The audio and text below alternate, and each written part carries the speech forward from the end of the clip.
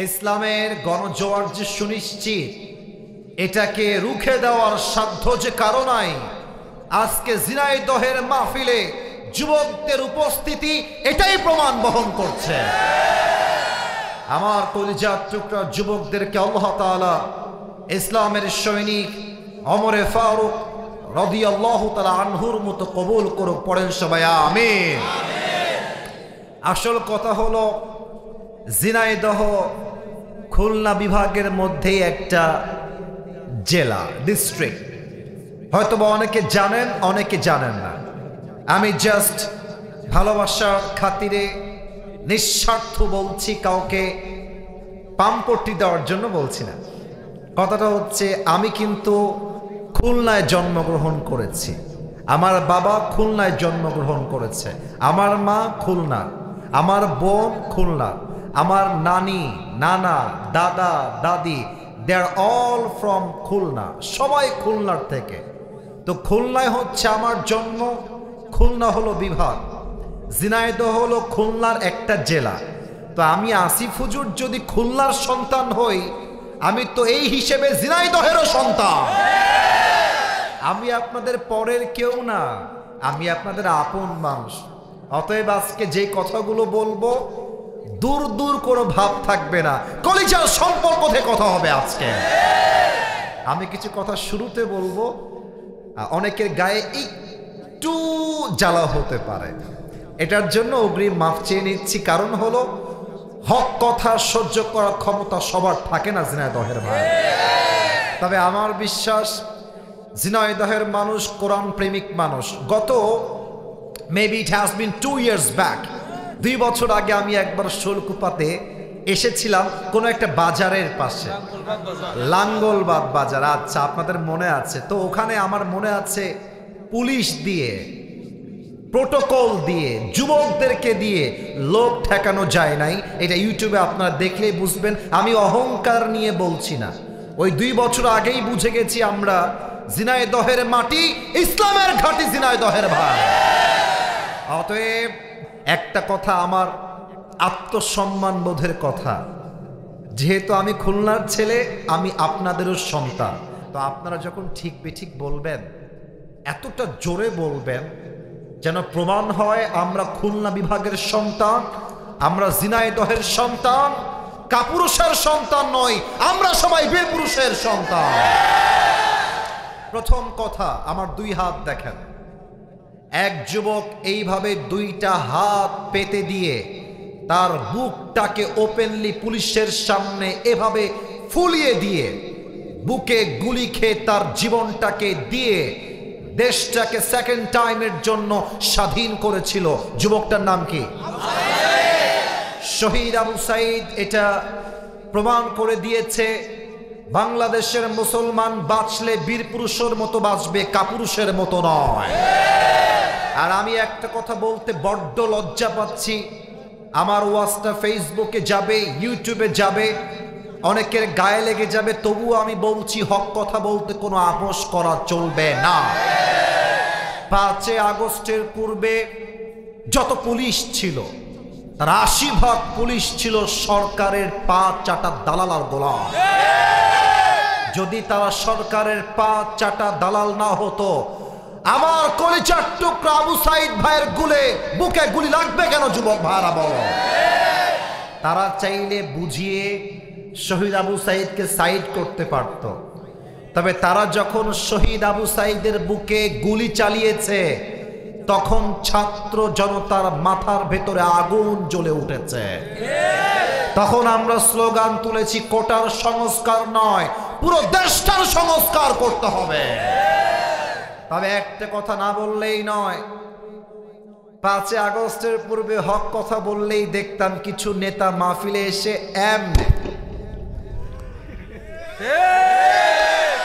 তো যদি কোনো মামুর বেটা, রাজশাহীর ভাষায় বলে মামুর বেটা, যদি কোনো মামুর বেটার বুকের পাটা থাকে, আজকের শৈলকুপার মাহফিলে আসেন, আমার মাহফিলে বাধা দেন, আপনার পিঠের চামড়া একটাও থাকবে না। শহীদ আল্লামা দেলোয়ার হোসেন সাইদি হুজুরের নাম তো শুনেছেন? হায় হায় হায়, আল্লাহ ওনাকে জান্নাতুল ফেরদাউসের উঁচু মাকাম নসিব করুন। না না, আমিনটা পছন্দ হয় না, জোরে বলেন আর একবার পড়না আমিন। উনি বলতেন হক কথা বললেই বলা হয় রাজাকার, জঙ্গিবাদ, মৌলবাদ। মৌলবাদ বললে সাইদি হুজুর বলতেন যে আমি রাগ করি না, কারণ মৌল আসছে মূল থেকে। মূল মানে কোরআন, মূল মানে হাদিস, মূল মানে হচ্ছে আল্লাহ তাআলা, মূল মানে হচ্ছে হিজ লাস্ট মেসেঞ্জার মুহাম্মদ সাল্লাল্লাহু আলাইহি ওয়াসাল্লাম। তো যারা আমাদেরকে মৌলবাদী বলে গালি দাও, আমরা হলাম মূলবাদী, তোমরা সবাই আগাবাদী। এখানে অনেকগুলো গাছ আছে, আমার চোখের সামনে সব গাছ আমি দেখতে পাচ্ছি। ঝিনাইদহের ভাইয়ের আওয়াজ বিড়ালের মতো নয়, সিংহের মতো দিয়ে বলবেন, গাছের আগায় শক্তি বেশি না গোড়ায়? আরে ইয়ার জোরসে বলো, আগায় না গোড়ায়? উনি বলতেন তোমরা থাকো গাছের আগায়, সোনামণি চুপচাপ বসে থাকো, জুলুমের রাজনীতি কইরো না, আলেমদেরকে ধরে জেলখানায় বন্দী করো না। যদি জুলুম করতেই থাকো, স্বৈরতন্ত্র কায়েম করতেই থাকো, আলেমদেরকে ধরে জেলখানায় বন্দী করো, সময় আসবে এমন 18 কোটি মানুষ মিলে গাছের গোড়ায় একটা ঝাঁকুনি মারবে, মামুর বাড়ি দিল্লি পড়বা, দিল্লি গিয়েই তারা পড়েছে। ওনার প্রত্যেকটা কথা আজকে এই বাংলার মাটিতে বাস্তবে রূপ ধারণ করেছে। আল্লাহ ওনাকে জান্নাতুল ফেরদাউসের উঁচু মাকাম নসিব করে দিক, পড়া আমিন। তবে আর একটা এক্সাম্পল দিব যুবকদেরকে নিয়ে। আমাদের কনফার্ম জান্নাতি মাননীয় আপা, উনি ভেবেছিলেন যেই জেনারেশন টিকটক নিয়ে পাগল, যেই জেনারেশন পাবজি ফ্রি ফায়ার নিয়ে পাগল, যেই জেনারেশন ছাকা খাইলে বেকা হয়ে যায়, এরা তো আমার একটা চুলও বাঁকা করতে পারবে না। আপা ভুল বুঝেছিল। যেই জেনারেশন পাবজি ফ্রি ফায়ার খেলার জন্য পাগল, আজ তারা আল্লাহর জমিনে আল্লাহর কোরআনের সংবিধানকে কায়েম করবার জন্য পাগল হয়ে গেছে। আমি একটা এক্সাম্পল দিতে চাই। পাকিস্তানের ডক্টর আফিয়া সিদ্দিকার নাম তো শুনেছেন আপনারা সবাই। আফিয়া সিদ্দিকা, মুসলমানদের ইমান যে কত তাজা হয়, কত উত্তম হয়, কত তাজা দীপ্ত ইমান হয়, ডক্টর আফিয়া সিদ্দিকা তার বেস্ট এক্সাম্পল, ঠিক কিনা বলেন? ডক্টর আফিয়া সিদ্দিকাকে 2003 সালে পাকিস্তান থেকে কিডন্যাপ করা হয়। তাকে কিডন্যাপ করা হয়েছিল এই ব্লেম করে যে ডক্টর আফিয়া সিদ্দিকা নাকি আল কায়েদার সঙ্গে জড়িত ছিলেন।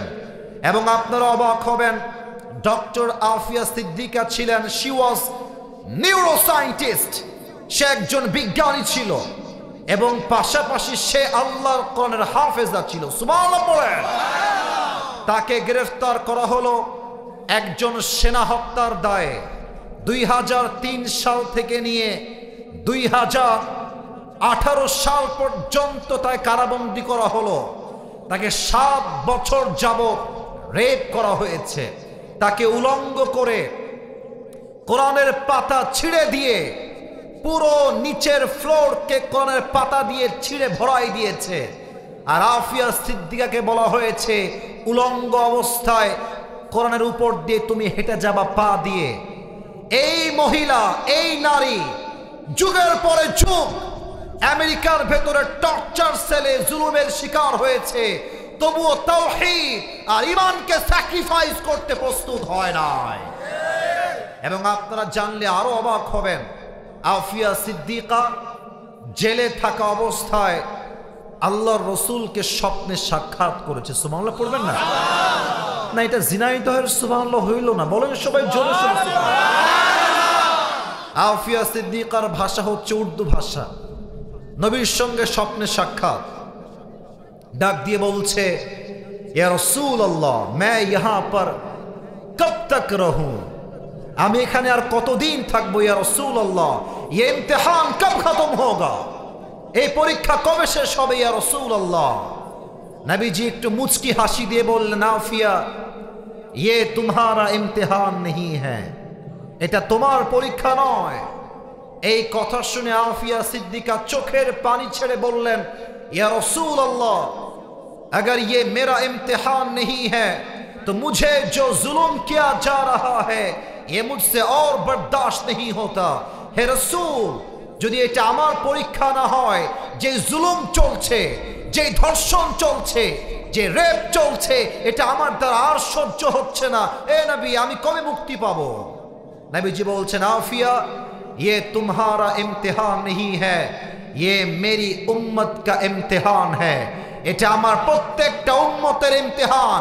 হকের পক্ষে থাকলে বাধা আসবে, জেল আসবে, জুলুম আসবে, বাট কথা হবে একটা, আমার জীবন যাবে, কল্লা যাবে, বাতিলের সামনে আমার মাথা কখনো হবে না। দিনায়দহের ভাই, আল্লাহ সেই জাগ্রত ঈমান আমাদের সবাইকে দান করুক। পড়েন সবাই আমিন। অতএব আমি আসিফ হুজুরের লাস্ট এন্ড ফাইনাল কথা, আল্লামা দেলোয়ার হোসেন সাইদি হুজুর জেল খেটেছেন, জুলুমের শিকার হয়েছেন, শহীদ হয়েছেন, বাতিলের সামনে মাথা নত করেন নাই। আল্লামা মামুনুল হক সাহেবকে ধর্ষণের মিথ্যা মামলা দিয়ে জেলখানায় বন্দী করা হয়েছে, উনি ওনার মাথাকে বাতিলের সামনে নত করেন নাই। আমাদের সকলের কলিজার টুকরা মিজানুর রহমান আজহারীকে 2020 সালে মিথ্যা শিবিরের ট্যাগ দিয়ে, জামাতের ট্যাগ দিয়ে, রাজাকারের ট্যাগ দিয়ে দেশ ছাড়তে বাধ্য করা হয়েছে। আজহারী দেশ ছেড়েছে, বাতিলের সামনে মাথা নত করে না। এখান থেকে একটা শিক্ষা বাতিল পক্ষকে আমি দিতে চাই, যতই জুলুম করো, যতই জেল দাও, যতই আমাদেরকে অত্যাচার করো, আমরা একটা মিশন নিয়ে নেমেছি, মাথায় আমাদের কাফনের কাপড় বাঁধা আছে। আল্লাহর জমিনে আল্লাহর কোনের রাজ কায়েম না করা পর্যন্ত একটা যুবক বাসায় ফিরে আসবে না। হাত তুলে বলো ঠিক না?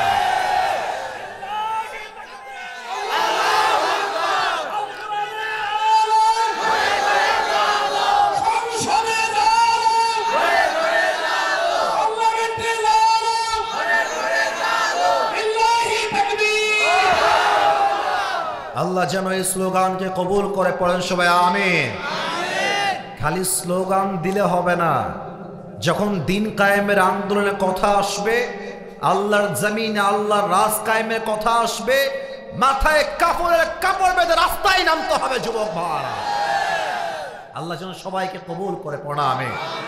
হ্যাঁ, আপনাদের বউ আছে, কার কার একটু হাত তুলেন তো। বউ আছে? বউ আছে, বউ আছে। আচ্ছা আচ্ছা, হাত নামান, হাত নামান। শীতকালে খুব মজায় আছেন আপনারা। আপনাদের এবার যাদের বউ নাই, খুব কষ্টে সিঙ্গেল ভাড়া, তোমরা হাত তোলো। ইন্না লিল্লাহি ওয়া ইন্না ইলাইহি রাজিউন। আপনাদের কারো বউ নাই? আমি বিশ্বাস করি না। আহারে, যুবকদের কষ্ট কেউ না বুঝলেও আসিফ হুজুর বোঝে। আর সত্য কথা বলতে, যুবকরাও বিয়ে করতে চায়, বাবারাও মাঝে মাঝে বিয়ে দিতে রাজি হয়ে যায়। তবে কষ্টের কথা বলতে লজ্জায় মাথা নিচু হচ্ছে আমার। আজকালকার মেয়েরা এইটা ছাড়া আর কিছুই বোঝে না। কেন যে টাকার পাগল আমার বুঝে আসে না। ইভেন সব মেয়েকে আমি এক পাল্লাই মাপি না, তোমরা আমাকে মাফ করবা, আমাদেরও তো মা বোন আছে। We respect everyone from our heart, কলিজার থেকে সম্মান করি। তবে সেই মেয়েগুলো আমার দুই চোখের বিষ, যারা টাকার জন্য টাকলার সঙ্গে বিয়ের পিড়িতে বসে যায়। এরকম মেয়ে তো জিনায়ত হয়ে অন্তত পক্ষে নাই। আর নাই রে বাবা। আল্লাহ হেদায়াত দান করে। পড়েন সবাই আমিন। তবে যেই মেয়েরা টাকার জন্য টাকলাকে বিয়ে করেন, আমি আপনাদেরকে শ্রদ্ধার সাথে বলতে চাই, হাজার যুবক আমার চোখে চোখ রেখে কথা শুনছে। আপনি টাকার জন্য বিয়ে করবেন, টাকা পাবেন, বাড়ি পাবেন, গাড়ি পাবেন, বাট বোন, আপনার বয়স তো মাত্র 19। 70 বছরের বুইড়া টাকলার সাথে আপনি 19 বছরের যুবতী হয়ে মনের শান্তি কখনো খুঁজে পাবেন না।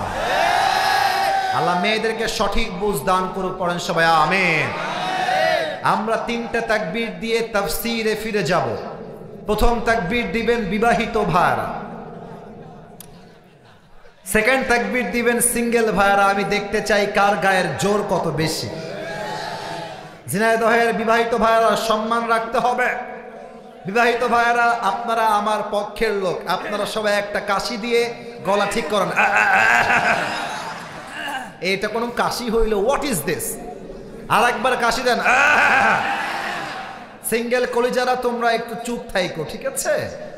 আমার বিবাহিত ভাইরা তাকবীর দিবে, প্রথম তাকবীরটা। বিবাহিত ভাইরা রেডি হন। বিবাহিত ভাইরা তাকবীর দিবেন, সিঙ্গেলরা চুপচাপ থাকবা। বিবাহিত ভাইরা নারে তাকবীর। আপনি তো মাইকের জোর দিয়ে আরো গলা আওয়াজ বাড়াই দিলেন। আচ্ছা ঠিক আছে, বিবাহিত ভাইরা শেষ। মিডিয়ায় রেকর্ড হচ্ছে, আমি কোনো ধোকাবাজি করার সুযোগ নাই। সিঙ্গেল ভাইদের পালায় এবার দেখবো কার গায়ের জোর কত বেশি। সিঙ্গেলরা কাশি দাও একটা। ওরে বাবা রে বাবা। এই যে স্যার আছেন, হুজুররা আছেন, খতিব সাহেবরা আছেন, আমি ভাই এই দল থেকে বের হয়ে গেলাম। আপনারা নাম্বার দিবেন কে পাস করছে, দেখা যাক কে পাস করে। সিঙ্গেল ভাইরা দিবা, বিবাহিত ভাইরা চুপ থাকবেন। সিঙ্গেল ভাইরা লিল্লাহি তাকবীর। বিবাহিত ভাইরা আমাকে মাফ করে দিয়েন, হলো না। সিঙ্গেল ভাইরাই আজকে পাস করেছে, আমার আব্বা জানরাও সাক্ষী দিয়ে ফেলেছে। এবার সবাই মিলে তাকবীর দিবেন। ঝিনাইদহের শৈলকুপার ভাইরা এমন জোরে তাকবীর দিবেন, তাকবীরের ঠেলায় আমি স্টেজ ভেঙে উল্টে নিচে পড়ে যাব। জোরে তাকবীর দিবেন, সবাই একটা কাশি দেন। দেখবো আজকে ঝিনাইদহের গলার জোর কত বেশি আছে। সমস্ত শক্তিকে উজাড় করে তাকবীর দিবেন। নারে তাকবীর। আল কোরআনের আলো, আল হাদিসের আলো,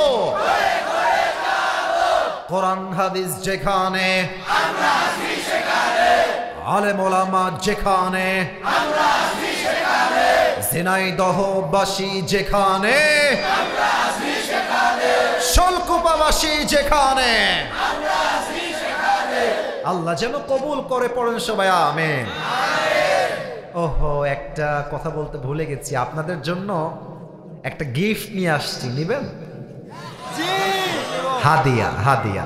আচ্ছা দেখি গিফটটা আসলে নিয়ে আসছি না ভুলে গেছি, খুব দামি গিফট তো, এটা শো অফ করলাম, তবে দেখা যাক আদৌ নিয়ে আসছি কিনা একটু চেক করতে হবে। Let me check. একটু থামেন, মনে হয় গিফটটা গাড়িতে রেখে আসছি, 1 মিনিটে চলে আসবে। গাড়িটা ওই পাশে আছে, কাউসার বা নাইম গিয়ে গিফট নিয়ে আসবেন। গিফটটা হলো আমার নিজের একটা টুপি গিফট দেওয়ার জন্য আজকে নিয়ে আসছি। অনেকেই টুপি আবদার করে, তো যাওয়ার সময় দিতে পারে না, টুপি একটাই পরে আসি, তো তাই একটা এক্সট্রা টুপি আজকে নিয়ে আসছি গিফট দেওয়ার জন্য।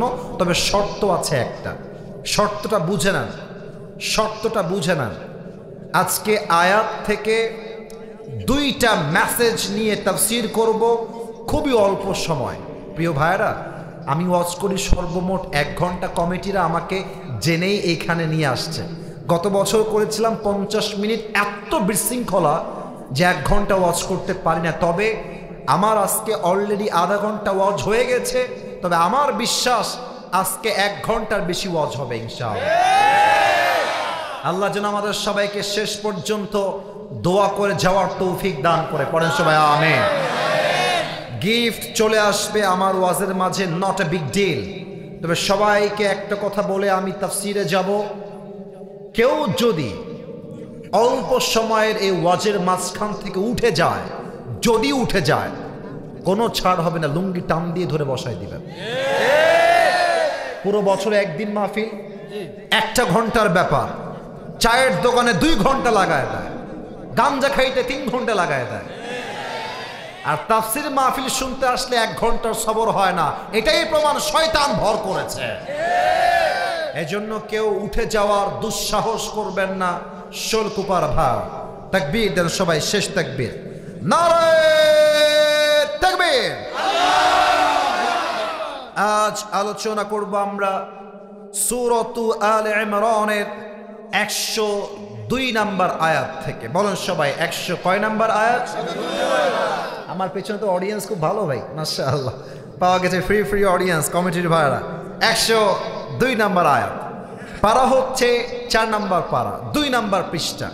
এবং এই সূরাটা সূরাতু আলে ইমরান, এটা কোনো মাক্কি সূরা নয়, এটা হচ্ছে মাদানী সূরা।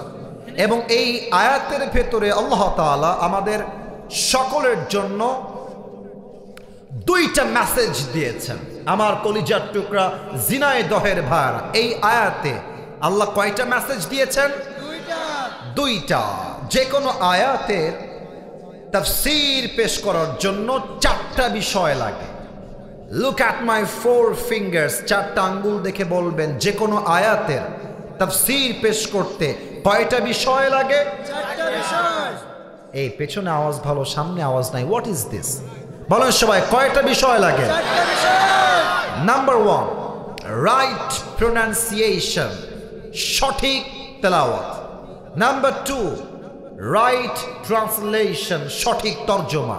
Number 3, what's the explanation of this আয়া, এই আয়াতের ব্যাখ্যা কি, এই আয়াতের তাফসীর কি, 3 নম্বরে জানতে হবে। And final and the last one is what's the lesson that you have got from this ayah, এই আয়াত থেকে আপনি শিক্ষা কি পেলেন? এই 4টা বিষয় না জানলে একটা আয়াতের তাফসীর কখনো সম্পূর্ণ হতে পারে না। আমি শুরু করছি 1 নাম্বার থেকে। 4 নাম্বার পারার 2 নাম্বার পৃষ্ঠা। আল্লাহ রাব্বুল আলামিন বলছেন, বান্দা শোনো শোনো, ইয়া আইয়ুহাল্লাযীনা আমানুত্তাকুল্লাহা হাক্কা তুকাতিহি ওয়ালা তামুতুন্না ইল্লা ওয়া আনতুম মুসলিমুন। আল্লাহু আকবার, আল্লাহু আকবার। সঠিক তেলাওয়াত শেষ। ট্রান্সলেশন, তরজমা কি? খুব খেয়াল করবেন। 2টা মেসেজ, কথা হবে কম, কাজ হবে বেশি।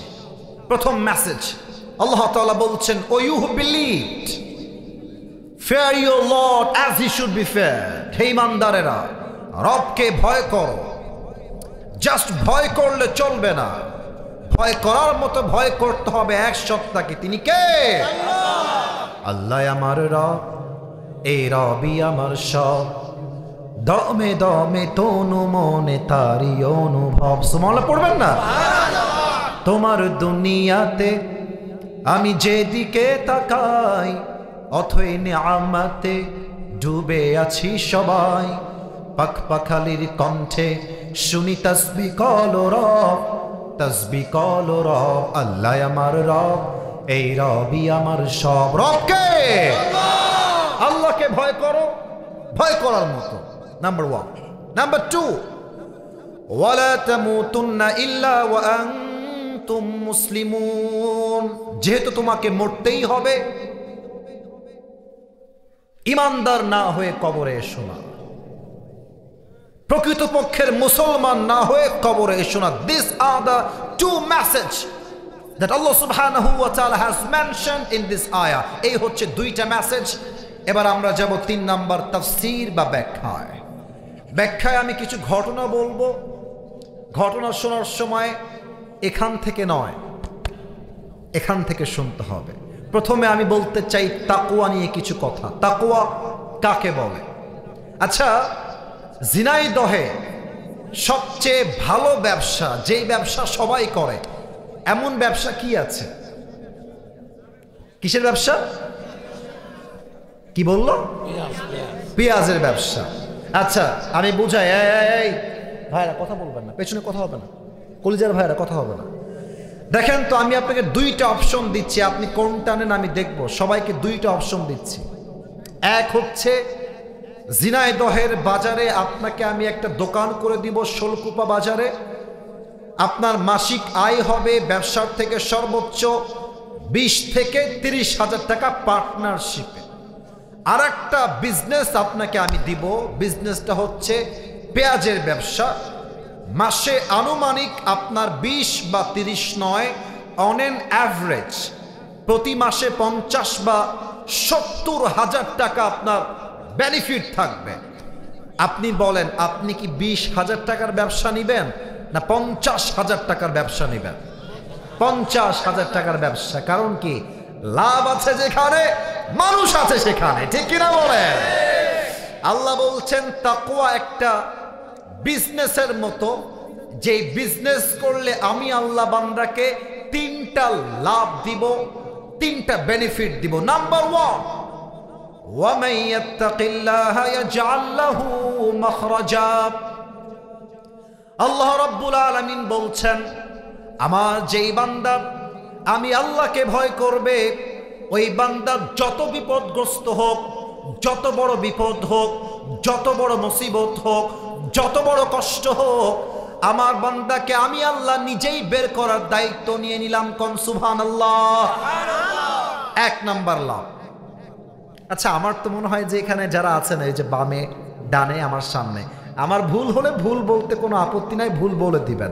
আমার মনে হয় যে এখানে 99% আমরা সবাই মধ্যবিত্ত পরিবারের সন্তান। আমার কোনো একটা ওয়াজে আমি বলেছিলাম, তোমরা হয়তো আমাকে চেনো আগের থেকেই, আমি বলেছিলাম যে মধ্যবিত্ত পরিবারের সন্তান মানে এক একটা ব্র্যান্ড। রেকর্ড হচ্ছে, আস্তে কও কেন, জোরে কও, কথা ঠিক আছে কিনা? আমাকে আপনি সাইকেল দিবেন চলবে, বাইক দিবেন চলবে, কার দিবেন চলবে, বলবেন যে হেঁটে হেঁটে আসো তাও চলবে। আমি মধ্যবিত্ত পরিবারের সন্তান, ঠিক কিনা বল? আপনি আমাকে ভাত দিবেন, ডাউল দিবেন চলবে, ভাত দিবেন, গোস্ত দিবেন তাও চলবে, ভাত দিবেন, ভর্তা দিবেন তাও আমার চলবে। কারণ আমি বড় ঘরে খেয়ে খেয়ে ধাপুস ধুপুস বড় হওয়া ব্রয়লার মুরগি না। আমি মধ্যবিত্ত পরিবারের সন্তান। আমি যেমন আরাম করতে পারি, আমি চাইলে তেমন কঠোর পরিশ্রম করতে পারি। আল্লাহ বলছে, বান্দা তুমি মধ্যবিত্ত পরিবারের সন্তান, তোমার বাসায় চাল নাই, ভাত নাই, ডাল নাই, ব্যবসায় বরকত নাই, চাকরি নাই, নেভার লুজ হোপ, ভরসা হারিও না। আমি আল্লাহকে ভয় করো, ওয়ারযুকুহু মিন হাইথু লা ইয়াহতাসিব।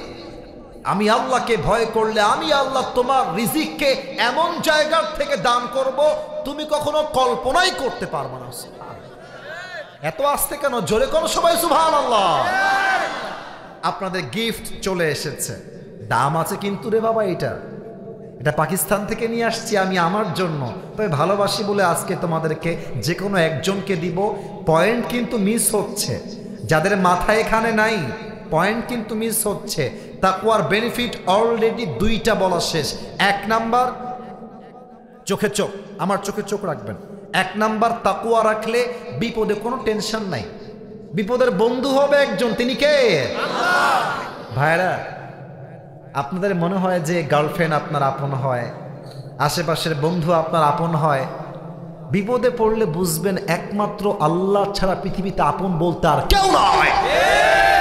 আল্লাহ বলছে, বান্দা আমি তোর বিপদের সাথী হয়ে যাব, তুই শুধু তাকওয়ার গুণটা অর্জন করে রাখ। নাম্বার 2, তুই তাকওয়া রাখলে তোর রিজিকের কোনো টেনশন নাই। নাম্বার 3, বলেন তো আমরা সবাই আল্লাহর কাছে জান্নাত চাই কি চাই না? চাই। জোরে কোন চাই কি চাই না? চাই। কোরআনে আল্লাহ তাআলা কি বলেছে ভালো করে শুনবেন। 27 নাম্বার পারা সূরাতুর রহমান। জিনাইদহের শৈলকুপার কলিজার টুকরা যুবক ভাইরা, মুরব্বীরা, আব্বা জানেরা, মায়েরা, বোনেরা, আল্লাহ রাব্বুল আলামিন বলছেন, ওয়ালিমান খাফা মাকামা রাব্বিহি জান্নাতান। আমার যেই বান্দা আমি আল্লাহকে ভয় করবে, আমি তাকে কিয়ামতের দিন একটা জান্নাত নয় বরং 2টা জান্নাতের মালিক আমি আল্লাহ বানাই দিব। সুবহানাল্লাহ। These are the 3 benefits which you will get if you have the fear of your Lord. আল্লাহকে যে ভয় করবে, এই 3টা পুরস্কার তাকে দিবে একজন, তিনি কে? আল্লাহ। এবার ব্যবসা তো জানলাম, লাভও জানলাম, বাট ব্যবসাটা কাকে বলে এইটা জানতে হবে। তাকওয়া কাকে বলে জানতে হবে। আপনি পেঁয়াজের ব্যবসা করবেন, পেঁয়াজ কোন মৌসুমে হয়, কেমনে পেঁয়াজ পচে যায়, কেমনে রাখলে যত্নে থাকে, জানার দরকার আছে না নাই? না, এটা জিনাইদহের আছে না নাই? আওয়াজ হয় না, বলেন আছে না নাই? তাকওয়া কাকে বলে এটা আপনাকে আগে বুঝতে হবে। তাকওয়ার আমি আজকে দুইটা ডেফিনেশন দিব। অনেকে ভাববেন হুজুর মজা করবেন, আউল ফাউল কাহিনী বলবেন, টাইম পাস হবে, শুনতে ভাল লাগবে। আউল ফাউল কাহিনীর বাংলাদেশ শেষ, তাফসীর মাহফিলের বাংলাদেশ শুরু হয়েছে। এখন যা বলবো কনস্ট্রাকটিভলি বলবো, কোরআন থেকে তাফসীর হবে। যার ভালো লাগবে না সে ফেরাউনের সন্তান। তাকওয়ার দুইটা সংজ্ঞা দিচ্ছি আপনাদের সবাইকে। এক নাম্বার, হালালকে অ্যাকসেপ্ট করতে হবে, হারামকে অ্যাভয়েড করতে হবে। আবারও বলছি সবাইকে, আবারও বলছি, ক্যামেরা রেকর্ড আছে তোমাদের, তোমরা ক্যামেরাতেই রেকর্ড করে নাও। হালালকে অ্যাকসেপ্ট করতে হবে, হারামকে অ্যাভয়েড করতে হবে। এক্সাম্পল দেই, বুঝে আসবে। দেখো, একটা হচ্ছে মুড়ি বেচে খেতে হবে, বাদাম বিক্রি করে খাওয়া লাগবে, রেল লাইনে কুলিগিরি করে খাওয়া লাগবে, একটা অপশন হালাল। আর একটা অপশন হচ্ছে সরকারি চাকরি পাওয়া যাবে, 10 লাখ টাকা তোমাকে ঝিনাইদহের অফিসে ঘুষ দিলে তোমার সরকারি চাকরি পাওয়া সম্ভব হবে। তুমি যদি মুত্তাকি হও তোমার কথা কেমন হবে আমি তোমাকে অভিনয় করে বোঝাচ্ছি। তুমি সরকারি অফিসে গিয়ে বলবা, যেই চাকরি পাওয়ার জন্য আমাকে ঘুষ দেওয়া লাগে ওই চাকরির মুখে আমি লাথি মারি, আমি বাদাম বিক্রি করে খাবো, আমি মুড়ি বিক্রি করে খাবো, আমি জমির খেতে কাজ করে খাবো, তবু হারামের টাকায় চাকরি আমি করতে পারবো না। Number 1 example. নাম্বার 2, বলেন তো আমার মুখে এইটা লম্বা লম্বা কি? মাশাআল্লাহ, এই যে উত্তরটা খুব জোরে পেয়েছি, মন ভরে গেছে। এটার মুখের নাম কি? এটা আমার মুখে।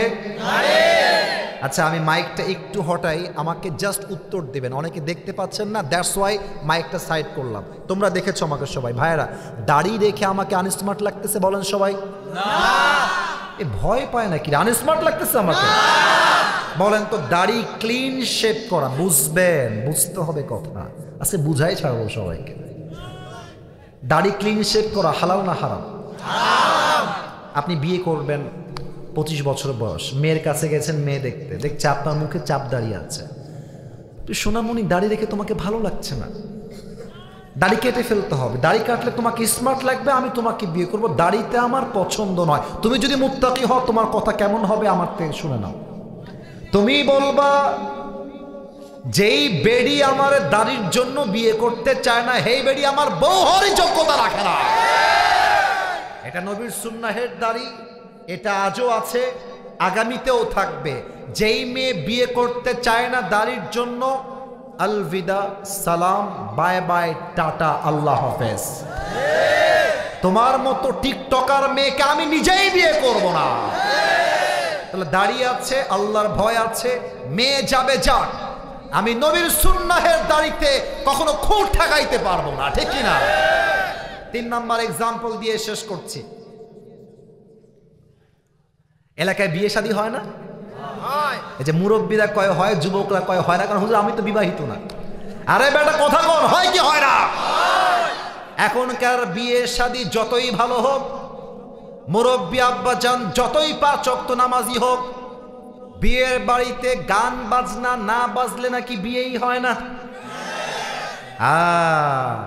আমি নিজেই দেখলাম এক মুরব্বীকে 5 ওয়াক্ত নামাজ পড়ে, মসজিদের একদম অ্যাক্টিভ মুসল্লি, বাট মেয়ের বিয়েতে ডিজে বক্স বাজতেছে। আব্বা জান, ওই নামাজ দিয়ে কোনো কাজ হবে না যেই নামাজ দিয়ে আপনি আপনার মেয়ের বিয়েতে ডিজে বক্স বন্ধ করতে পারেন না।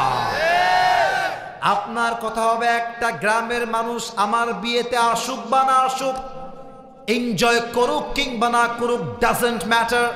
আমি আল্লাহকে ভয় করি, আমার মেয়ের বিয়েতে কোরআন তেলাওয়াত বাজবে, ডিজে বক্সে কোনো গান বাজবে না। হালালকে অ্যাকসেপ্ট করবেন, হারামকে অ্যাভয়েড করবেন, ইটস ডান। প্রথমটা শেষ। নাম্বার 2 মারাত্মক, এইটা যুবকরা ফেল মারবা, বিশেষ করে মেয়েরা ফেল মারবে। পেছনে যেন আর কোনো কথা শুনতে না পাই, হ্যাঁ? যা বলবেন সাইডে গিয়ে ইঙ্গিতে। সবাই একটু কাশি দেন।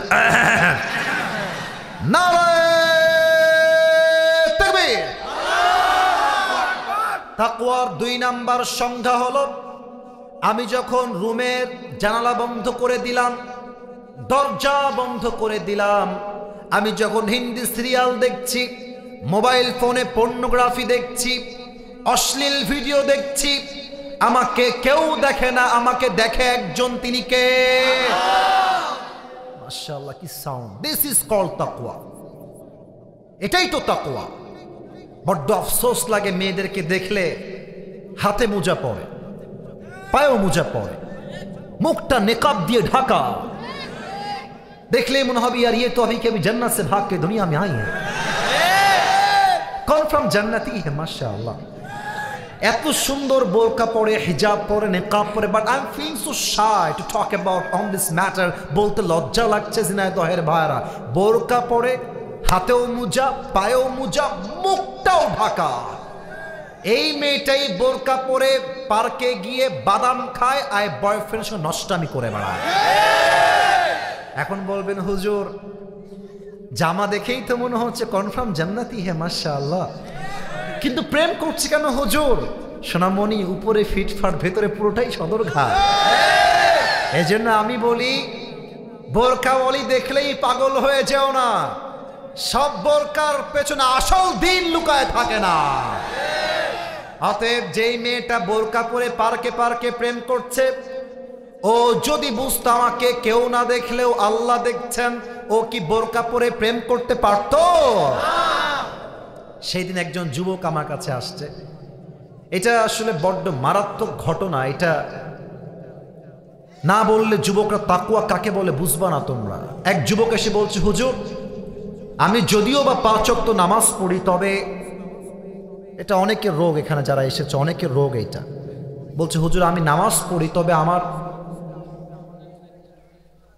রাতের বেলা ব্লু ফিল্ম না দেখলে না হাসবা না। এই আস্তাগফিরুল্লাহ, হাসছো কেমনে তোমরা? লজ্জাবোধ থাকলে তো হাসির কথা নয় এটা। রাতের বেলা পর্নোগ্রাফি না দেখলে আমার মাথা কাজ করে না, আমার ঘুম আসে না, এটা তার সমস্যা। তো সেই যুবকটা একদিন, বাবা নাই বাসায়, মাও নাই, কেউ নাই বাসায়, সবাই বাহিরে গেছে। তো রাত বাজে 12টা-1টা মেবি অন অ্যাভারেজ। তো জানালা বন্ধ করে দিয়েছে। বামে কেউ মনে হয় কথা বলছো, পায়ে হাত। ভালোবাসার ভাইয়েরা কথা বলবেন না, আচ্ছা একদম কথা বলবেন না। রাত বাজে 12টা-1টা। যুবকটা বলছে, মা বাবা কেউ নাই হুজুর, আমি জানালাও বন্ধ করে দিয়েছি, দরজাও বন্ধ, everything is locked. Also I have turn my turn of my light. যত রুমের লাইট ছিল সব অফ করে দিয়েছে, আমি একা, অন্ধকার, পুরো বাসা ফাঁকা। তো আমি মোবাইল ফোনটা নিয়ে আমি পর্নোগ্রাফি দেখার জন্য কানে হেডফোন দিয়ে মানে মোবাইল ফোনটা অন করেছি। তো আমি পর্নোগ্রাফি দেখছি, I was watching pornography at the same time. Just আমার কানে একটা ঠাস করে শব্দ আসলো, মনে হলো কেউ বাসায় এসেছে। আমি খুব দ্রুত ইয়ারফোন খুলে মোবাইল ফোনটা সাইডে রেখে দিয়ে ভাবলাম যে হয়তো আব্বা আম্মা কেউ চলে আসছে, আমাকে দেখে ফেলবে। সব রেখে দিয়েছি, লাইট দিয়ে দিয়েছি, গেট খুলে দিয়েছি, দৌড় দিয়ে গেছি, ভয়ে থরথর করে কাঁপছি। কেউ মনে আমাকে দেখে ফেললো পর্নোগ্রাফি দেখতে, সম্মান তো নষ্ট হয়ে যাবে আমার। আমি গিয়ে দেখছি কেউ আসে নাই, জানালা বন্ধ ছিল, ওই পাশে বন্ধ, গেট বন্ধ, গেটও বন্ধ। আমি গিয়ে দেখলাম একটা বিড়াল এসেছে। বিড়ালটা একটু লাফ দিতে গিয়ে গ্লাসটা পড়ে গ্লাস ভেঙে গেছে, সেই শব্দ আমার কানে এসেছে। তখন আমার কলিজায় একটা কথা আঘাত লাগলো, যে সামান্য একটা বিড়ালের শব্দে আমার কলিজায় কম্পন তৈরি হয়ে গেল, কেউ আমাকে দেখে ফেলে কিনা। কিন্তু প্রত্যেকটা মুহূর্ত যে আল্লাহ আমাকে দেখছেন, এটা আমি কল্পনা করতে পারি নাই হুজুর। আর যখন থেকে বুঝে গেছি যে আল্লাহ আমাকে দেখেন, আমি যখন হিন্দি গান দেখি আল্লাহ আমাকে দেখেন, আমি যখন পর্নোগ্রাফি গেটটা লাগিয়ে দিয়ে দেখি আল্লাহ আমাকে দেখেন, ওই তাকওয়ার চিন্তা আসার পর থেকে আজ অব্দি আমি কখনো পর্নোগ্রাফি ভিডিও আজ অব্দি দেখি নাই। সুবহানাল্লাহ, এটাই তো তাকওয়া। কেউ দেখে না, কেউ শোনে না, শোনে একজন, দেখে একজন, তিনি কে? ওমর ফারুক রাদিয়াল্লাহু তাআলা আনহুর জামানায় ওমর ফারুক একবার বাসার থেকে বের হয়েছেন, রাত বাজে 2 থেকে 3টা। একটা বাসার সামনে গিয়ে দাঁড়িয়ে গিয়েছেন, দেখছেন বাসায় কোনো সমস্যা আছে কিনা, কিছু লাগবে কিনা। তো উনি আওয়াজ পেলেন যে বাসার ভিতরে মা এবং মেয়ে বসে আছে। কথা কে বলছে ওই পাশে? এই ওই পাশে কে কথা বলছে দেখেন তো আপনারা, কথা বলো না কলিজারা। কতবার বলা যায়, তোমরাই বলো, 1 ঘন্টা তো হয়ে গেল, কেন কথা বলো তোমরা?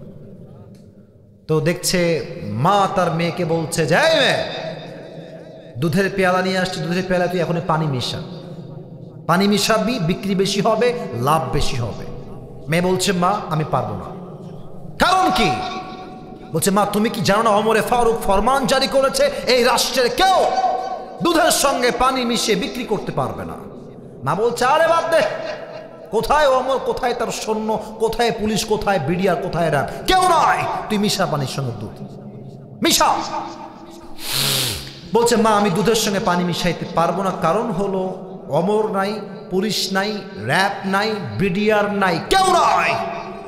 বাট এই মুহূর্তে আমাকে দেখছে একজন, আওয়াজ দিয়ে বলেন সবাই তিনি কে?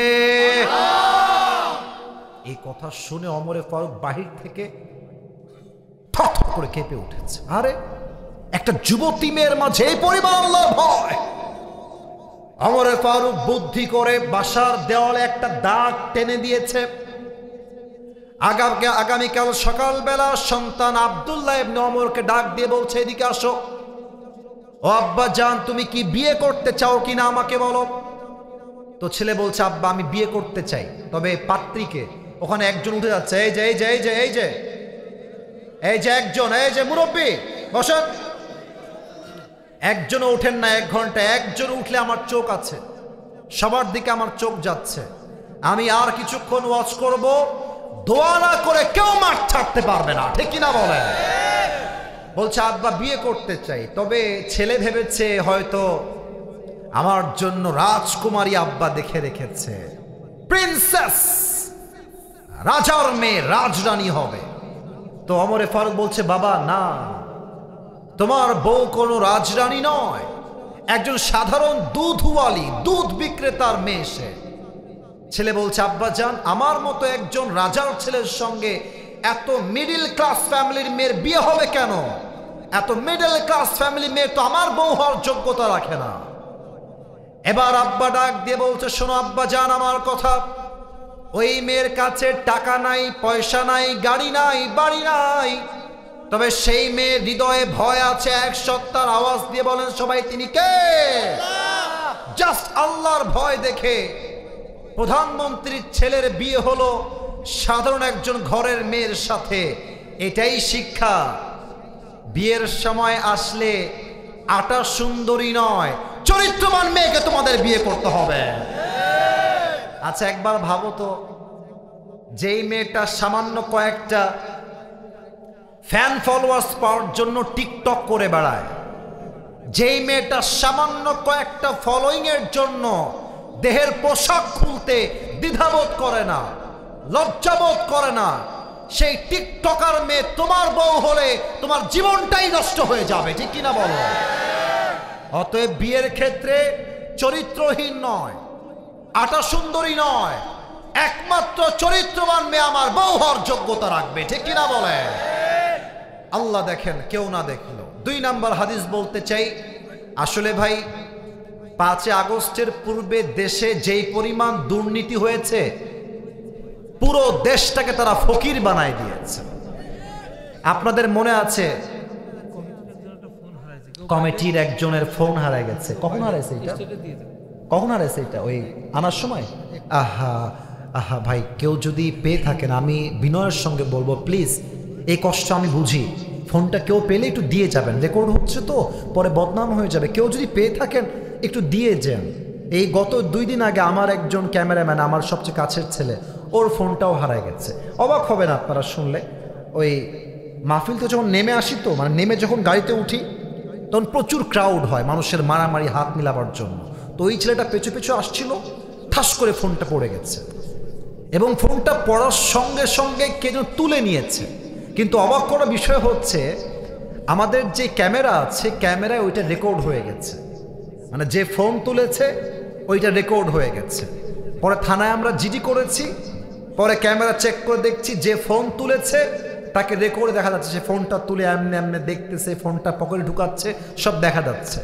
পরে আমরা ফোন দিলাম কমিটিকে যে অমুক ছেলে আমাদের ফোন নিয়েছে, কল দেন, কথা বলি, কথা বলছে। বলছে যে এটা আমার ফোন, স্বীকার করছে না, স্বীকারই করলো না। এত চেষ্টা করলাম, এত এভিডেন্স দিলাম, এত ডকুমেন্টস দিলাম, তাও স্বীকার করছে না। চোর কখনো চুরি করলে স্বীকার করতে চায় না, ঠিক কিনা বলেন? তো কোনো মান্যগণ্য ব্যক্তি বা যুবক ভাই যদি পেয়ে থাকেন, আদবের সাথে মেহেরবানি করে দিয়ে দিবেন, খুব কষ্ট হবে না হয় যুবকটা। আল্লাহ তাকে ব্যাগ দেওয়ার তৌফিক দান করুক, পড়েন সবাই আমিন। তো দেখবেন যে 3 আগস্টের একটা ভিডিও ফেসবুকে আছে, 3 আগস্টের, যদি মনে চায় বাসায় গিয়ে চেক করে দেখবেন, আমার কথা যদি মিথ্যা হয়। তো দেখবেন যে আমাদের যে মেট্রো রেল ছিল, মেট্রো রেল ঢাকার, আগুন লেগে গেল 3 আগস্ট বা 2 আগস্টে। তো আমাদের যিনি প্রধানমন্ত্রী ছিলেন, এই মহিলা নাটক করতে পারতো খুব ভালো, খুব নাটক। এই যে দেখেন আমার দিকে, আমি অত পারবো না। আমি দেখতেছি উনি কেউ নাক মুছতেছে আর কাঁদতেছে আর বলতেছে মেট্রো রেল ঠিক করতে আমার 300 কোটি টাকা লেগে যাবে। এটা কি হলো আমার সাথে? এটা তো ঠিক হয় নাই। আমার মনে ব্যথা লাগলো, আরে বাবা 300 কোটি টাকা, ইয়ার ইয়ে তো বহুত বড় পয়সা হ্যাঁ। এটা যুবকরা ঠিক করে নাই, ছাত্ররা কাজটা মোটেও ঠিক করে নাই। পরে দেখলাম 5 আগস্টে উনি মামুর বাড়ি দিল্লি পালিয়ে গেলেন, আমাদের ডক্টর ইউনুস সাহেব আসলেন। 300 কোটি আর ইয়ে তো বহুত দূর কি বাত है, 300 কোটি নয়, মাত্র 20 কোটির কমেই ঠিক হয়ে গেল। তখন আমি বুঝতে পারলাম, একবার ধরলাম 280 কোটি এক চান্সে, তাহলে গত 16 বছরে কত হাজার কোটি টাকা পাচার হয়েছে, এটা মুখ দিয়ে বলা সম্ভব হবে না। এবার হাদিস শুনেন যে তাকওয়া। আচ্ছা, আর একটা বদমাইশ নেতা ছিল কাউয়া কাদের, এরা আপনারা চেনেন সবাই? এই যে এমন উধাও হয়েছে, ওরে হারিকেন দিয়ে আর খুঁজে পাওয়া যায় না। তবে যেখানেই লুকাও তোমরা, সময় আসবে এমন ইন্দুরের গর্ত মারা পালাবার জন্য কোথাও। আবু বকর রাদিয়াল্লাহু তাআলা আনহু পুরো দেশের প্রধানমন্ত্রী, কোটি কোটি টাকা তার অর্থ সম্পদের ভেতরে আছে রাজ্যের জন্য। ছেলে এসে বলছে আব্বাজান, মায়ের মাধ্যমে বলছে বাবার কাছে বলবা আমরা সবাই মিলে সারিদ খেতে চাই। সারিদ আরবের সবচাইতে দামি খাবারের নাম হলো সারিদ। তো ছেলে হচ্ছে প্রধানমন্ত্রীর ছেলে আর বাবা হচ্ছে প্রাইম মিনিস্টার। তো বাবা বলছে যে আমি মাফ চাই তোমাদের সবার কাছে, আমার পক্ষে সারিদ কিনে দেওয়া সম্ভব নয়, আমার কাছে এই টাকাই নাই যে আমি তোমাদের কিনে খাওয়াই দিব। প্রধানমন্ত্রীর ছেলে সারিদ খাবে, বাপের কাছে টাকা নাই। তো বাপ বের হয়ে গেছে। 2 মাস পরে যখন বাসায় আবার আসছে, দেখছে তার বউ প্লেটে করে সারিদ নিয়ে আসছে বাবাকে দেওয়ার জন্য। তো আব্বা বলছে আরে সারিদ কই থেকে আসলো, আমি তো টাকা দেই নাই, আসলো কই থেকে? এবার ওমর ফারুক রাদিয়াল্লাহু তাআলা আনহুর পরে যে আগে যে তিনি খলিফা ছিলেন আবু বকর রাদিয়াল্লাহু তাআলা আনহু, তার বউ ডাক দিয়ে বলছে আবু বকর, আপনি যে প্রত্যেক মাসে আমাকে হাত খরচের টাকা দেন, ওই টাকা বাঁচিয়ে বাঁচিয়ে আমি আপনার জন্য সারিদ ক্রয় করেছি, আপনি খান, এটা হালাল টাকার সারিদ। সারিদ খেয়েছে। খাওয়ার শেষেই মজলিসে শুরা, মেয়র, এমপি, মন্ত্রী, দায়িত্বশীল সবাইকে ডেকে বিশাল বড় একটা মজলিস করেছেন। বামে আওয়াজ করছে কে বাবুরা? কে আওয়াজ করছে? প্রত্যেকটা মানুষ চাতক পাখির মতো তাকিয়ে আছে। কেন আওয়াজ করছো? মানে 1 ঘন্টার বেশি ওয়াজ শুনবো না, তাই তো? শেষ করতে হবে আমাকে? তা আওয়াজ কেন করছো? কমিটি চুপচাপ, তোমরা আওয়াজ করছো। তাকবীর দেন, নারায়ে তাকবীর। সবাইকে ডেকে একটা মিটিং করেছে। বলছে এই রাষ্ট্রের দায়িত্বশীল ব্যক্তিবর্গরা আমাকে বলেন আমার প্রত্যেক মাসের বেতন কয় টাকা? তো বলছে আপনার বেতন হচ্ছে 30,000 টাকা। বলছে 30,000 টাকা এখন থেকে কমায় দাও, এটাকে 25-এ নিয়ে আসো, আমি এত বেতন নিব না। একজন যুবক ডাক দিয়ে বলছে ইয়া খলিফাতুল মুসলিমিন, বেতন আপনার কমবে কেন? দিন দিন তো বেতন বাড়ার কথা। আবু বকর ডাক দিয়ে বলছে শোনো শোনো, আমার যেই বেতন দেওয়া হয়, আমার বউ 2-3 মাসের টাকা জমিয়ে আমার জন্য, সন্তানের জন্য সারিদ ক্রয় করেছে, এটাই প্রমাণ। আমার বেতন থেকে কিছু টাকা অলওয়েজ বেঁচে যায়। তো আমি এটাই চাই, আমার বেতন টাকা বাঁচবে কেন, কমায় দাও, আজ থেকে 30,000 নয় 25,000 টাকা হবে আমার বেতন। তো এক সাহাবী বলছে, ইয়া খলিফাতুল মুসলিমিন, মাত্র 5,000 টাকা থাক না, কমাইতে হবে কেন, থেকে যাক, রেখে দেন। আবু বকর বলছে, ঠিক আছে আমি রেখে দিব, বাট আমাকে যদি আল্লাহ কিয়ামতের দিন হিসাব নেয় যে তুমি রাষ্ট্রের 5,000 টাকা মেরে খেয়েছিলা কিনা, তুমি আমাকে বলো যে এই দায়ভারটা তুমি তোমার ঘাড়ে বহন করবা। আল্লাহু আকবার। মাত্র কয়েকটা টাকা, এত হাজার কোটি টাকা রয়েছে, মাত্র 5,000 টাকার জন্য আল্লাহর ভয় রেখেছে। এই ভয় যদি শেখ হাসিনার থাকতো, একটা ছাত্র রাস্তায় তার বুকের তাজা রক্ত ঝরিয়ে শহীদ হওয়া লাগতো না। এদের মাঝে সব ছিল, আল্লাহর ভয় ছিল না।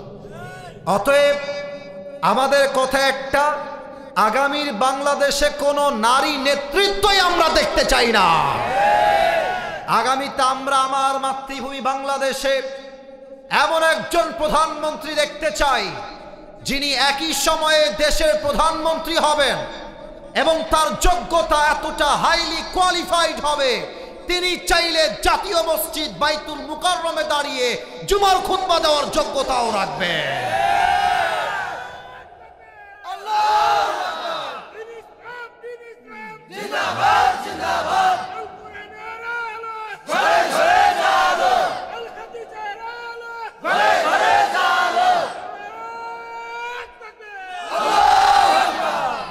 বাঘের বাচ্চা তাকবীর দিয়েছে, ঠিক কিনা বলে? আমার সঙ্গে একবার দিবেন তো, জাস্ট একবার কাশি দেন সবাই। নারায়ে তাকবীর। তাহলে তাকওয়ার 2 নাম্বার সংজ্ঞা হলো, কেউ দেখে না, কেউ শোনে না, শোনে একজন, দেখে একজন, তিনি কে? এবার একটা গল্প বলবো কোরআন হাদিসের বাহিরে। এখন আপনার বলবেন, এখন তাফসীর তো 1 ঘন্টা ঠিকঠাক ছিল হুজুর, গল্প বলবেন কেন? বলা যাবে না? এটা শিক্ষার জন্য বলবো, বলা যাবে কি যাবে না? এই যে যুবকগুলো এসেছে সব তাগড়া, 19, 20, 21, 22 বয়স, বলবেন এই চলো নামাজে যাই, বলবে হুজুর প্যান্টটা আমার খারাপ, নামাজ পড়তে পারবো না। আছে না? না, প্যান্ট খারাপ নয়, চরিত্র খারাপ। ছোট্ট একটা গল্প বলছি তাকওয়াকে ঘিরে, বুঝবেন, মেসেজ নিবেন। 2 নাম্বার মেসেজ বলবো, পুরস্কার দিয়ে দোয়া করে বাসায় ফিরে যাব। রাজি আছেন তো ইনশাআল্লাহ? যুবকরা একদিন ঠিক হবে বোঝাবার জন্য আমি একটা গল্প মাঝে মাঝে বলি।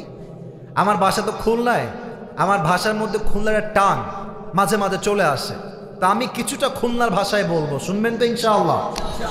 ওই ব্যাঙে আর সাপে ছিল চরম বন্ধুত্ব। আমাকে বলতে হবে ব্যাঙ আর সাপ। এই যে স্যাররা কথা কয়, আপনারা কথা কন না, হোয়াট ইজ দিস? ব্যাঙ আর সাপ। তো একদিন ব্যাঙ আর সাপ বসে আছে মাঠের উপরে। তো ব্যাঙ কচ্ছে, বন্ধু তোমার চেহারা বড্ড সুন্দর বন্ধু, তোমার যে গায়ের রং জাস্ট ওয়াও, তোমার যে ফসফস করা স্টাইল দেখতে চরম ভালো লাগে বন্ধু, খুবই সুন্দর তুমি দেখতে। তো সাপ পামটাম খেয়ে ফুলে গেছে, বন্ধু আমি সত্যি সুন্দর নাকি বন্ধু? বলতো হয় বন্ধু তুমি সত্যি সুন্দর, অনেক সুন্দর। তো এত প্রশংসা খেয়ে তো ফুলে গেছে। এখন ব্যাঙ বলছে, বন্ধু সবই ঠিকঠাক আছে, তবে তোমার একটা বিষয় আমার বড্ড ভাল লাগে না, একদম খারাপ লাগে দেখতে। বলছে কি কওদি বন্ধু, কি খারাপ লাগে তোমার? তো বলছে, বন্ধু তোমার চেহারাও সুন্দর, রঙও সুন্দর, ফসফসও সুন্দর, বাট তুমি যখন রাস্তা দিয়ে হাঁটো বন্ধু, সোজা হয়ে হাঁটতে পারো না, ত্রিং বিরিং করে হাঁটো। এই ত্রিং বিরিংটা আমার পছন্দ হয় না বন্ধু, তুমি কি সোজা হয়ে হাঁটতে পারো না? তো সাপ বলছে, বেয়াদব, তোর এত বড় সাহস, তুই আমার বদনাম করতেছিস, তোরা আজকে খাইছি, এমনি ফস করে উঠছে। এখন ব্যাংক করছে, বন্ধু তুমি লোক তো সুবিধার না, তোমার এতগুলো প্রশংসা করলাম তোমার গায়ে ঠেকলো না, তোমার একখান বদনাম করলাম গায়ে লেগে গেল বন্ধু, তুমি তো লোক সুবিধার না। ব্যাং দিয়েছে 1 লাফ, গিয়ে পড়ছে পুকুরের ভেতরে।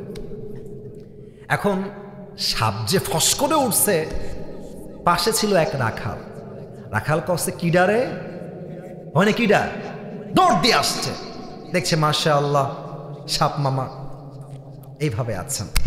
এখন রাখালের হাতে ছিল বিশাল লম্বা একটা বাঁশের লাঠি। রাখাল বলছে দেরি করা যাবে না, বিসমিল্লাহ বলে এখনই শুরু করে দেই। মা সেই মায়ের 20 মিনিট পিটায় সাপকে একদম সোজা করে ফেলেছে। এখন সাপ যে সোজা হয়ে গেছে, সাপ আর কথা কয় না। এখন ওদিকে ব্যাঙ তো পানির নিচে লুকায় আছে। ব্যাঙ কয় কি রে, 1 ঘন্টা হয়ে যায়, 2 ঘন্টা হয়ে যায়, বন্ধু কথা কষ্ট না কিসের জন্য, বন্ধু গেল কোয়ানে, বন্ধু আমার গেল কোয়ানে। উঠে আসছে, এসেই দেখছে অবাক করা বিষয়, বন্ধু আর তিরিং বিরিং নাই, বন্ধু সোজা হয়ে গেছে। এখন ব্যাঙ বলছে কি খবর রে, বন্ধু আমার সোজা হইল কেমবেলা। দৌড় দিয়ে আসছে বন্ধুর কাছে, এসে দেখছে বন্ধু আর জিন্দা নাই, বন্ধু মহিলা ভূত হয়ে গেছে। আর বন্ধুর দেহের ভেতরে সাপের যে বিষ আর ফেনা সব বের হয়ে গেছে। এখন ব্যাঙ বলছে ওরে বন্ধু রে, আপনি সেই সোজা হইলেন, তবে ফেনা থাকতে আর সোজা হইতে পারলেন না, ফেনা বের হয়ে আপনি সোজা হইলেন, ঠিক না বলে? তো তোমরা যারা বলো হুজুর প্যান্ট খারাপ, নামাজ পড়বো না, আরে এখনই কি নামাজের বয়স নাকি? কেবল তো 20, বিয়ে করব, বউ হবে, বাচ্চা হবে, বাচ্চার বাচ্চা হবে, নানা হব, দাদা হব, তারপরে নামাজ পড়বো। বেটা, সাপের বিষ বের হওয়ার পরে সাপ যেমন সোজা হয়ে লাভ পায় নাই, যৌবন কাল পেরিয়ে গেলে ভালো হয়ে 2 পয়সা লাভ পাবা না। অতএব ভালো হতে চাইলে এটাই রাইট টাইম। আর একটা কথা মনে পড়ে গেল, বলা যাবে না, না রাগ করবেন মনে, টাইম তো শেষ, বলা যাবে যাবে। আমাদের উত্তরবঙ্গে একজন হুজুর আছেন, ওনার নাম হচ্ছে, অনেকে শুনেছেন হয়তো বা, বজলুর রশিদ হুজুর। হ্যাঁ শুনেছেন সবাই, যদিও মুরব্বী সিনিয়র, বাট খুব মজার মানুষ, মজার মজার কথা বলে। তো উনি সেদিন বললেন যে যুবক বয়সে যে ভালো হইতে পারে না, ও জীবনেও ভালো হইতে পারে না। বোঝাবার জন্য একটা এক্সাম্পল দিলেন। এক ছেলে বাপের সঙ্গে ঝগড়া, বাপকে একদম মাইরা ফেলছে, রেগে গিয়ে একদম মেরে ফেলছে। এখন ভাবতেছে মেরে তো ফেললাম, এখন তো আমার জেল হয়ে যাবে, বাঁচা যায় কেমন করে? এখন এলাকার মুরব্বীদের কাছে গিয়েছে, মুরব্বী একটা বুদ্ধি দেন, এই হত্যার দায়ভার থেকে বাঁচতে চাই। তো মুরব্বীরা বলছে বাবা আমাদের কাছে কোনো বুদ্ধি নাই, শৈলকুপায় যাও, এক মুরব্বী আছে, যদিও বা নাই, আমি জাস্ট এক্সাম্পল হিসেবে বলছি, যে মুরব্বী যুবককালে খুব বদমাইশ ছিল, মুরব্বী হয়ে হজ করে এখন দাড়ি টুপি রেখে আল্লাহওয়ালা হয়ে গেছে, ওনার কাছে যাও, উনি বুদ্ধি দিবে। যুবক বলছে তাই নাকি, ঠিক আছে আমি সেখানে যাব। শৈলকুপা আসছে, মুরব্বী একটা বুদ্ধি দেন, বাপকে তো আমি মাইরা ফেলছি রাগের ঠেলায়। মুরব্বী বলছে বেয়াদব কোথাকার, তুই কি ভাবিস আমি খারাপ আছি নাকি? আমি তো ভালো হয়ে গেছি। যদি আমি ভালো না হতাম, আগের মতোই খারাপ থাকতাম, তাহলে বলতাম যেহেতু মেরেই ফেলেছিস কিছু করার নাই, এখন তুই রশি দিয়ে ফাঁসি টাঙায়, তো মানুষ বলবে রশি দিয়ে ফাঁসি দিয়ে মরে গেছে, যেহেতু আমি ভালো হয়ে গেছি তাই আমি তোকে বলবো না। বুঝলে বুঝপাতা, না বুঝলে? তার মানে তাকওয়া যদি অর্জন করতে চান, বৃদ্ধ বয়সে নয়, যুবক বয়সে মুত্তাকি হওয়া লাগবে। 1 নাম্বার শেষ, 2 নাম্বারটা বলেই আমরা পুরস্কার দিব। 2 নাম্বারটা হচ্ছে প্রকৃতপক্ষের মুসলমান না হয়ে কবরে এসো না। বলেন তো এই দেশটা কাদের দেশ?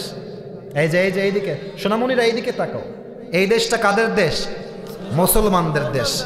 আমি বলতে খুব লজ্জা পাচ্ছি, আমার কথা শেষ, আর কোনো কথা নাই। এই ভারত বাংলাদেশের সবচেয়ে বড় শত্রু। আর যে সাংবাদিকগুলো আছে, এদেরকে আমার সাংবাদিক মনে হয় না, মনে হয় হকার। আর একটা আছে দেখবেন, বাংলাদেশ আর থাকবে না, না বাংলাদেশ আর থাকবে না।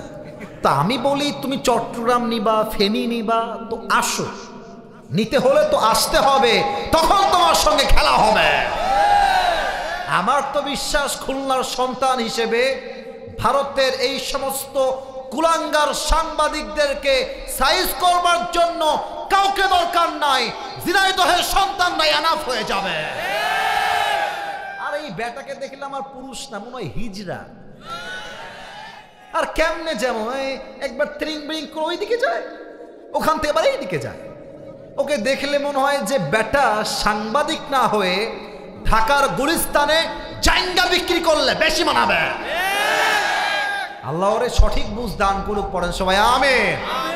তো প্রকৃত মুসলমানকে যে দাঙ্গাকে পছন্দ করে না, যে মারামারিকে পছন্দ করে না। আমার দেশে মুসলমান থাকবে, হিন্দু থাকবে, বৌদ্ধ থাকবে, খ্রিস্টান থাকবে, চাকমা থাকবে, সব বিধর্মীরা থাকবে, তবে মাথায় ইনস্টল দেওয়া লাগবে এটা দাদা বাবুর দেশ নয়, এটা ভারত নয়, এটা দিল্লি নয়, এটা কলকাতা নয়, এটা বাংলাদেশ। আল্লাহ আমাদের সবাইকে ধর্মীয় পরিপূর্ণ অঙ্গন যেইটা আছে এখান থেকে পরিপূর্ণ মুসলমান হওয়া তৌফিক দান করুক, পড়েন সবাই আমিন। প্রকৃত মুসলমান হওয়ার জন্য কি লাগবে? হাতটা মুসলমান হতে হবে। হাত মুসলমান হবে কখন? যখন আপনি হাত দিয়ে হারাম কাজ করবেন না। চোখ মুসলমান হবে কখন? যখন চোখ দিয়ে আপনি হারাম কোনো জিনিস দেখবেন না। জবানটা মুসলমান হবে কখন? যখন জবান দিয়ে আপনি অশ্লীল কোনো হারাম গালি দিবেন না। আপনার পেটটা কখন হবে মুসলমান? যখন এই পেটে কোনো হারাম খাবার যাবে না। আপনার পা মুসলমান কখন হবে? এই পা দিয়ে আপনি যখন কোনো সিনেমা হলের দিকে হেঁটে হেঁটে যাবেন না, ঠিক কিনা বলেন? পুরো দেহটাকে মুসলমান বানাইতে হবে। সকলেই বলেন আমিন। সবাই দুই হাত তোলেন, সবাই দুই হাত তোলেন, সবাই, কেউ যেন বাদ পড়ে না যায়। বলেন সবাই ঝিনাইদহের শৈলকুপার ভার, বলেন সবাই হুজুর। শেষ ভালো যার সব ভালো তার। অতএব আস্তে কথা কয়েন না, জোরে কন, বলেন হুজুর। আমরা ঝিনাইদহের সন্তান, আপনাকে ওয়াদা দিলাম